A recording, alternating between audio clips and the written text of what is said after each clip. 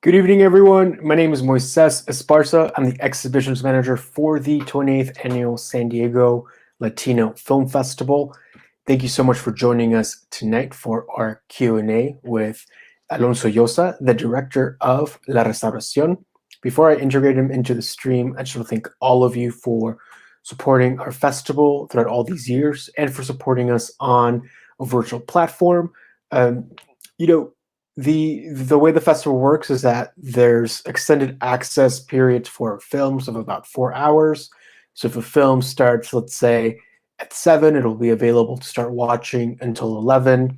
So we're making these conversations available to you whenever you happen to finish watching the film, whether you started it right at the posted start time or whether you're tuning in a little bit later. They'll live on the Eventive platform as well as our YouTube and Facebook channels, so you can be part of the conversation as soon as you're done with the film.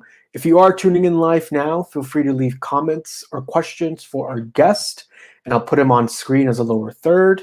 You can do this on the Eventive platform, YouTube, and Facebook. Thank you all once again for tuning in, and I'd like to welcome our guest, Alonso Llosa, director of La Restauración. Hi, Alonso. How are you? Hi, Moses. I'm good, thank you. Thanks for having me and for having the film in the festival. Yeah, it's a pleasure to talk to you. It seems like you're in an interrogation room. Yeah, office. no, totally. I'm being interrogated by you. Oh, yes. That's why I'm ready for it. Yeah, it looks like a storyboard, which is very cool. Or an inspiration board. I like the setup very much. Actually. Yeah, I just kind of finished it, so it's for notes, for inspiration, so it's a work in progress, but yeah, fun. That's awesome. Yeah, thanks so much again for joining us today. I guess as an entry point into La Restauración, and I'm saying this recognizing that many people may not have seen it yet, some have, so I don't want to get into maybe like too much of spoiler territory, but I will maybe point out specific scenes that I hope that we can discuss at length. But the intention is to get people to watch the film if they have not already, or to enhance their experience if they have seen the film. Those spoilers, then YouTubers start, leaking the spoilers, and then it'll break the internet. I guess in broad strokes, I'm interested in doing maybe an in-depth analysis of the protagonist, Tato, who seems to be in sort of suspended animation in terms of maturing, and and the first shot of him is him with a model home, I guess, or almost like a dollhouse, almost, which sets him up as obviously an infant-like character. But maybe tell us a little bit about this particular introduction into your lead character, who we follow throughout this entire journey. Cool. You know what? I love your description of this sort of suspended maturity, state of maturity. Yes, the movie definitely explores the idea of someone that was brought up with so much privilege that he was basically unable to take care of himself, and therefore unable to grow up. And so now that his family doesn't have the means to sustain him, to maintain him, he doesn't know what to do, because he was always given everything, right? So now that he's not given everything, now that he doesn't have all this access, and that he's in this state of now, what do I do? So it's as lovingly as we try to treat all of our characters, it is my intention was definitely to make a critique of this old school aristocracy that would breed people like Tato. Yeah, there seems to be maybe an obsession in the film on the side of Tato's mother with social climbers, which we revisit time and time again. Is this maybe more of a point of critique of this type of takedown of aristocracy in a way? For sure. Funny thing is that the movie, for the script for a long time was not called The Restoration. It was called A Tomb for the Aristocracy, or A Grave for the Aristocracy, referring to the room that they end up building, a symbolic tomb. But it was referring to the aristocracy's death as a fantasy, as a sort of someone that tends to see things slightly on the left, like a fantasy of this system of privilege and inequality to end. So the mention of the social climbers, the part of the mom, to me are the, in Spanish we say the stroke of the person that's drowning, manotazo de ahogado. It's basically these like gestures of someone that's falling, that's sinking, and that is basically unwilling to accept that defeat. So basically attacking and criticizing the people that are basically replacing them in the power structure of, in this case, Limean society. Yeah, it's not maybe just individuals being replaced, but I guess in the film, it's literally these maybe historical homes that are being replaced by these high rises. In a way, this architecture has a stand-in also for this changing evolution in society. Can you maybe speak a little bit about the importance of architecture in the film, in this topic that you just, or this point that you just made? Yep, I love it. There is two ways in which you can look at architecture, and in two very broad ways in which you can look at a lot of art. And one is the aesthetic way of looking at it. You can appreciate architecture for the aesthetic value, but these buildings have also a political and social meaning. So these old houses, as beautiful as they are, they carry this. They carry within them a colonial dynamic, a colonial tradition. They carry within them this tradition of inequality, of we are superior, you are down here. We own these houses, we live in these houses, we have all these people serving us. So these houses are symbols. So my father is an architect, and I grew up with seeing and appreciating architecture from an aesthetic perspective, but he also taught me a social perspective, and so I think the movie tried to walk this line between this may be a beautiful house, but in the end they are being taken down, and I think in the end they must be taken down. It's like when they pull down a statue of an old slave owner in the south of the U.S. Those statues need to be taken down, right? These houses, to me, they need to be taken down too. Wow. As beautiful as they are, and that's what's happening in the film. Literally, they're being taken down, and the people that live in them are crying. They're desperate.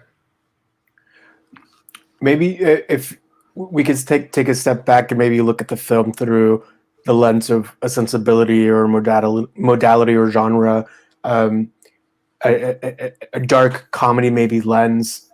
If I don't know if that's how you interpret the operating genre of the film to be. Yeah, that's the closest. How does this allow you to draw sharp critiques of this colonialist tradition that's embedded in the society? How does this black comedy allow you to do this? To me, black comedy in general is a way of engaging an audience. So, for example, I could have made a movie where the critique was more obvious or done in a serious, quote unquote, way. But then that movie, first, is not the kind of movie that I would have enjoyed making, but I think it could have potentially disengaged a lot of audiences. So I think comedy is a way of reaching a wider audience, of engaging them.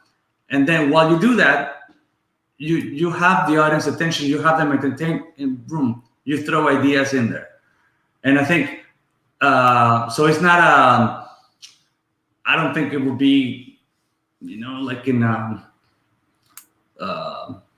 it's a movie that I was hoping would play as a piece of entertainment and as a piece of critique at once, or separately for whoever wants to see it, in whichever way. You know what I mean? Yeah, I guess maybe the standing of a film and the way it's all about how it's received. So I'm wondering, in screenings in Peru, what has that been like? Has it been the subject of any rebukes, or has it been embraced as a cogent and meaningful critique of society? Great question. The movie in Peru has screened in 2 festivals. Okay. So the audience in general, let's say, not the critics, tend to love the film. The film has been doing great, and with critics, actually, I would say 90% too. Like, they're one, and the critique that we will get, will be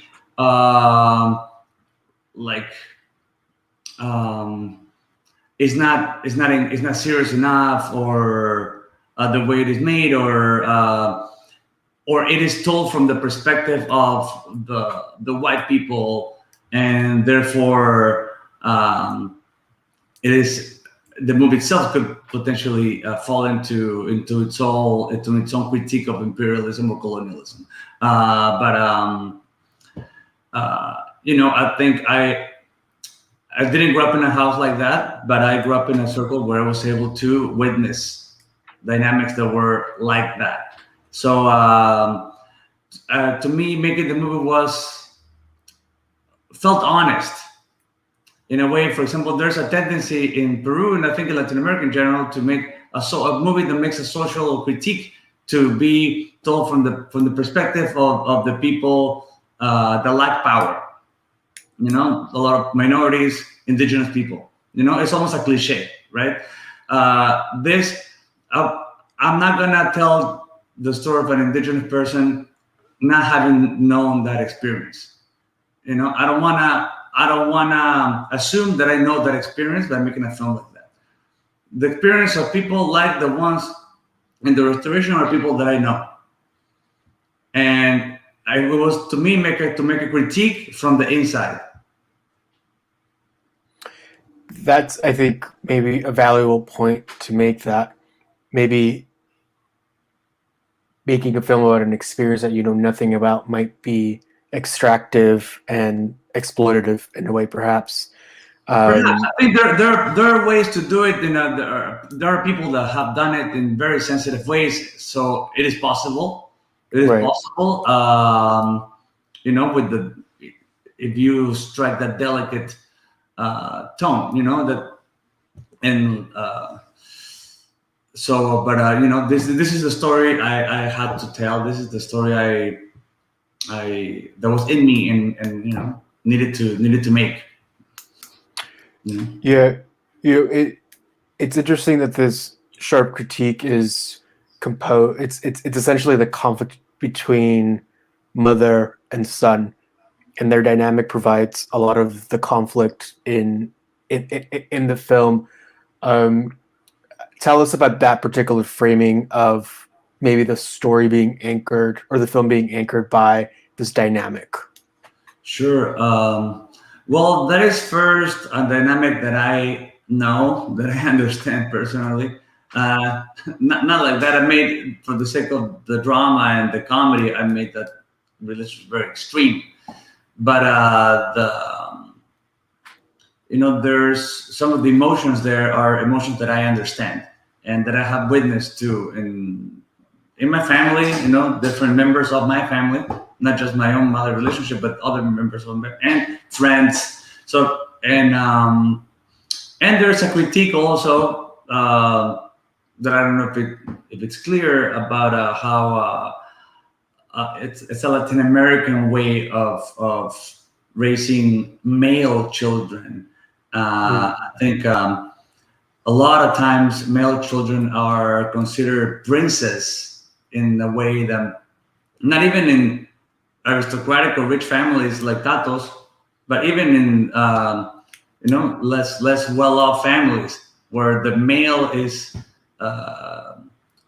spoiled and treated like a king, like a little prince, and then the women know, and then the women are the ones that know how to do things, know how to take care of stuff, and and then the male is just a little, oh, I don't know what to do. So it was a way of criticizing that dynamic too.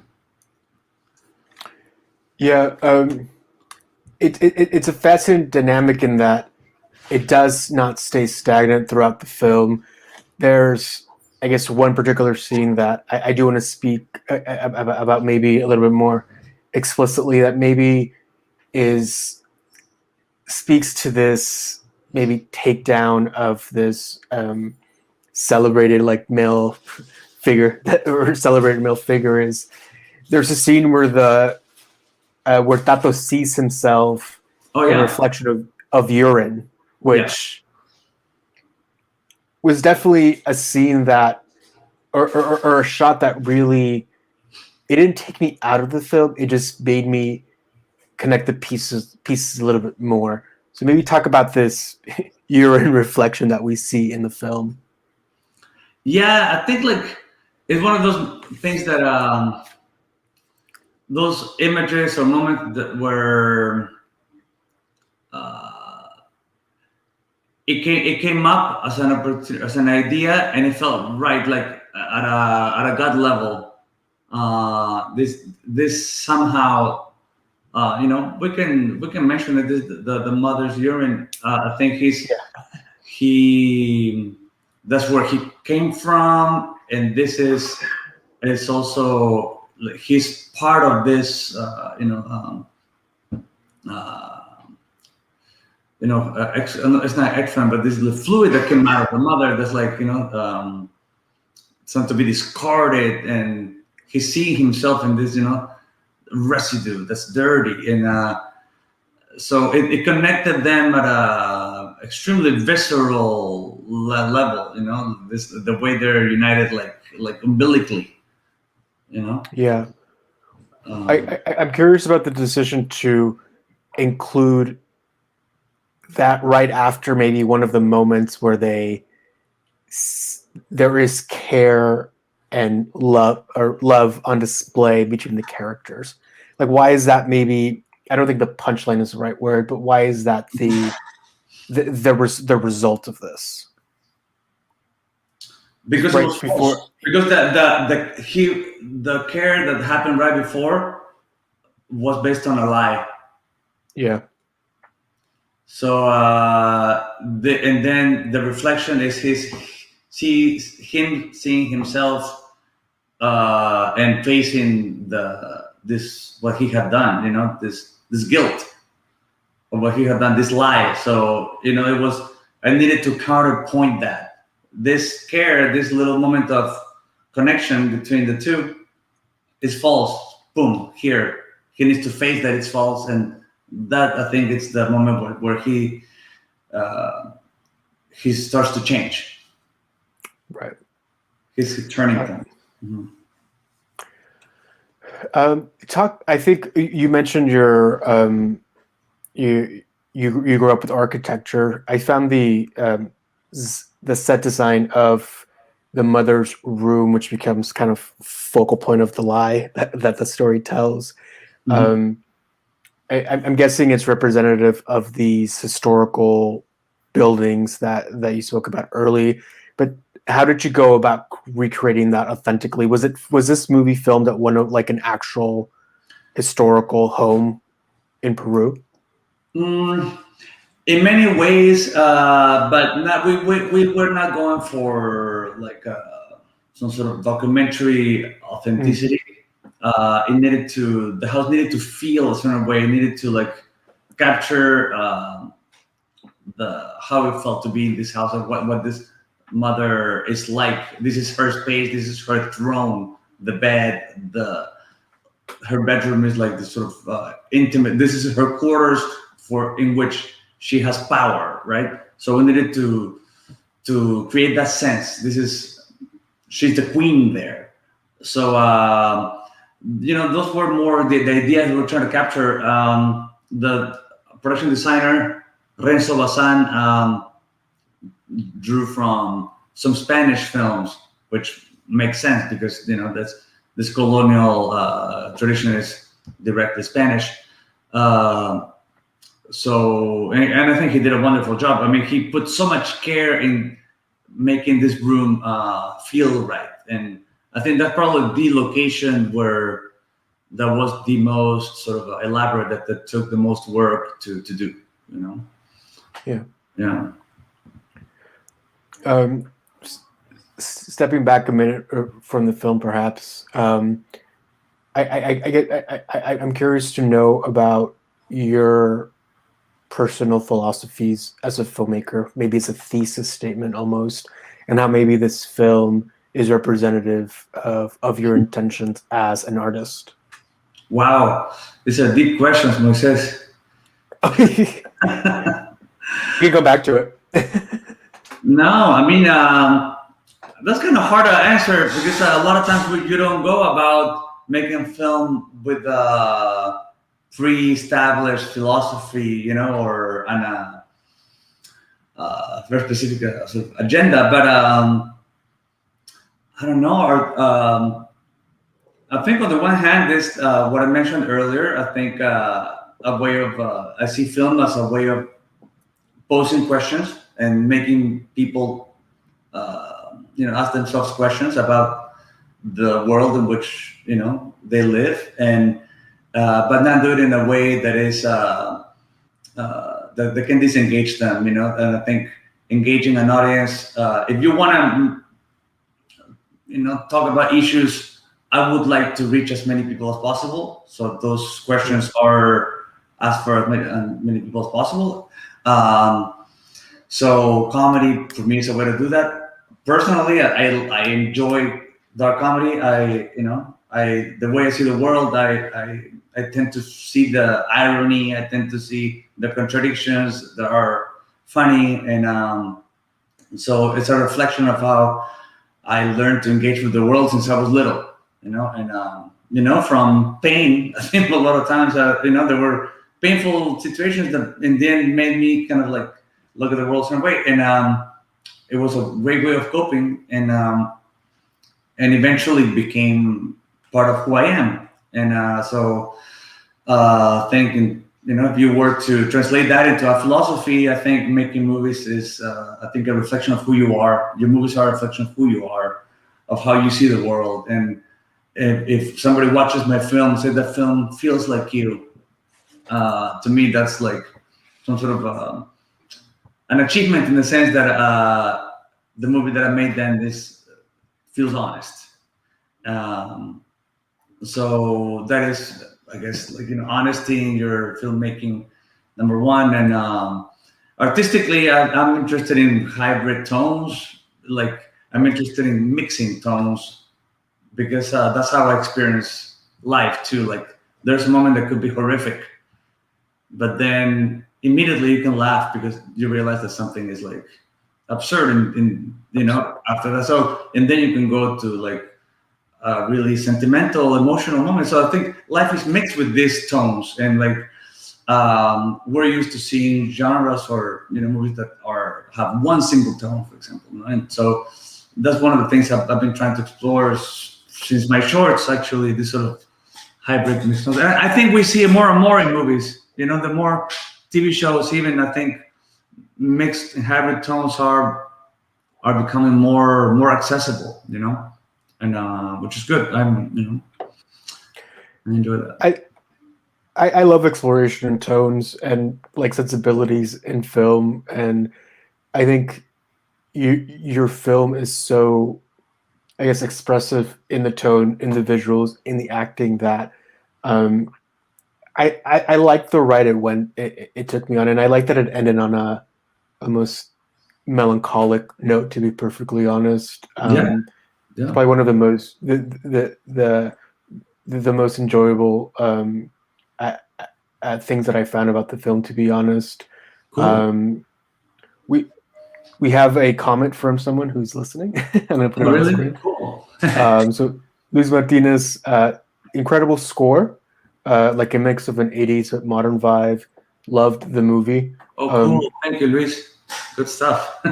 Yeah, maybe talk a little bit about what scoring means for a movie in terms of expressing emotions. Maybe I think I don't know. I think about scores are maybe like these invisible characters that are just they make you feel something in a way, emotion that can't be contained on screen. Maybe, I don't know, made tangible within you. But maybe talk a little about the scoring of the movie. Sure.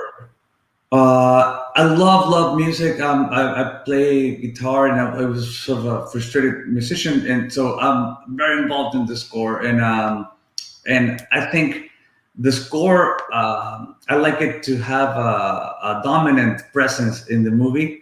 I don't see a score as something that should be hidden. And these are just different takes on movie making. Like, I know there's a whole tendency in our house film, for example, to avoid using music as a way to guide the emotions of the audience, right? Because that is, quote unquote, manipulative. And I don't necessarily agree with that. I agree why that could be an option that you may want to take, but in what I like is to have the music be forefront. So the manipulation, I don't think it's not hidden. We're watching a movie. Everything is a manipulation in the movie. So I'm not gonna try to pretend that I'm not manipulating you. Everything is a construction from the start. So so in that sense, the movie, when the music is forefront, I think the movies that do this, I think, can acquire like a sense of an opera. Where an opera is a story where the music is forefront, right? Yeah. So I love that possibility that you get in movies to do that. Yeah. Yeah, I think I love that maybe, at least for me, black comedy is so closely linked to almost melodrama in their extremist almost. Oh, And completely. melodrama is like music and drama in motion, I Totally, guess. totally. Yeah, room. Yeah, like opera is like, it's like melodrama. Melodrama comes from, from opera, and it's exalted emotions, right? It can like emotions so extreme that you cannot get into the purity of the emotion, right?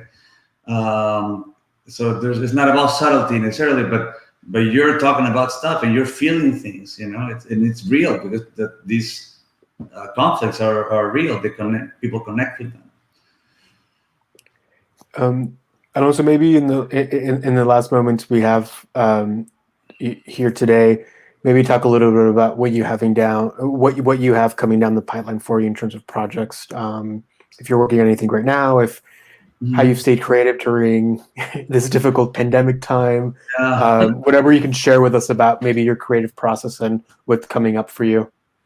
Yeah, well, yeah, it's been tough, man. I think, like, for a lot of people, actually making this movie kind of drive me creatively from other project. Kind of the movie consumed me. So when I finished it, it was great to just take a break and just actually start reading more again, watching movies, and kind of like uh, begin again absorbing, which I think this process of absorption is what eventually something will come out, you take in your life too, being able to spend more time with my son, with my loved ones, and which, making a movie sometimes can be so absorbing. So this past couple of years have been like that, kind of going back to the roots in a way, and has been great. And then just lately, I think something has uncorked, and some new ideas are coming up. So I love sci-fi. It's a dream to do sci-fi one day, and like I'm toying with a couple of ideas there, and like all in early development. But I'm enjoying this early sort of very relaxed, intimate, just kind of you and the page stage of the process, which is wonderful. We have a lot of emerging filmmakers who may not have made their first short film or their first feature yet, who watch our chats afterwards or tune into them. And during live Q&As, people ask similar questions: is what sort of feedback do you have for someone who might be making that first step into creating a film? What advice would you give this individual? Um, well, first to make it, and to Guillermo del Toro, I heard him say something that is completely true. Like the world is not set there for you to make the movie. The world, there's everything is going to go against you making your movie. So making a movie, you need to move a lot of stones, or move mountains. Well, yeah. The things are. So it takes a lot of work. There's a lot of relentlessness, and so I encourage people to not give up. To take this into account, that it's not going to be easy, but it's fun, and just engage in the challenge and just do it. Small things, small low budget projects, and then do the next one, and then do the next one. Yeah. That's fantastic advice. Alonso, thank you so much for joining us today. Really appreciative of you making time to have this discussion with me, and of course for letting us screen your film. I know the ideal thing is to watch it in a movie theater, so I'm really in deep gratitude of all the filmmakers that are letting us screen their films virtually. A huge thank you to you, Alonso, and it was a pleasure talking to you today. No, thanks to you, man. Yeah, great questions, and thank you for the opportunity. Okay. We'll talk soon. Have a great night. Take care. You too. Thanks, everyone.